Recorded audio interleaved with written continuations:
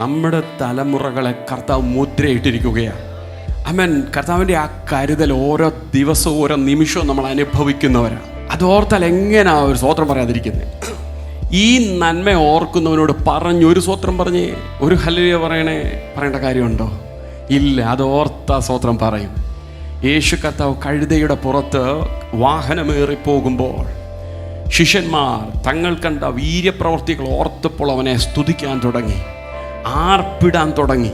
ഇത് കേട്ടപ്പോൾ ചില പരീശന്മാർ ആമേൻ വന്നിട്ട് പറയുക, ഗുരു നിന്റെ ശിഷ്യന്മാരോട് പറ, ഇത്രയധികം ആരവാരത്തിൻ്റെ ആവശ്യമുണ്ടോ?